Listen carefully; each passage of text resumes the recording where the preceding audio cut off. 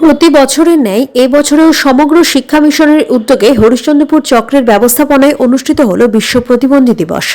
বৃহস্পতিবার দিন মালদার হরিশ্চন্দ্রপুর উচ্চ বিদ্যালয়ের রিসোর্স রুমে এই দিবস উদযাপন হয়। প্রতিবন্ধী দিবস উপলক্ষে হরিশ্চন্দ্রপুর চক্রের সমস্ত প্রাথমিক এবং উচ্চ প্রাথমিক বিদ্যালয়ে পাঠরত বিশেষ চাহিদা সম্পন্ন ছাত্রছাত্রীদের নিয়ে অঙ্কন প্রতিযোগিতা, বল ছোড়া সহ একাধিক প্রতিযোগিতার আয়োজন করা হয়।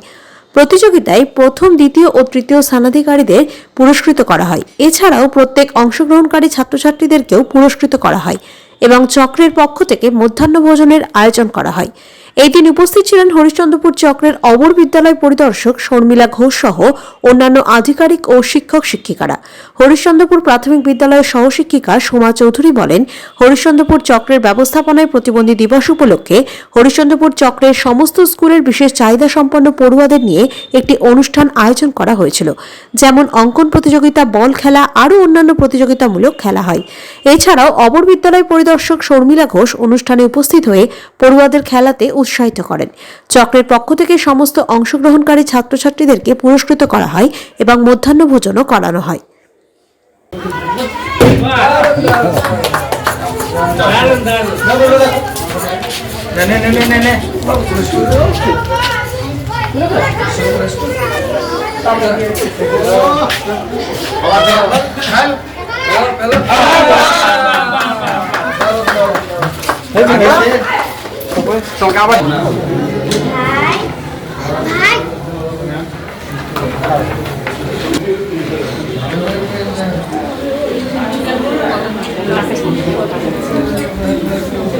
মাধুরী মিশিয়ে যায় তার ভিত্তিতে আমরা এটাকে 3 নম্বরে রেখেছি। ওর পরবর্তী জীবনের জন্য অনেক শুভকামনা রইল।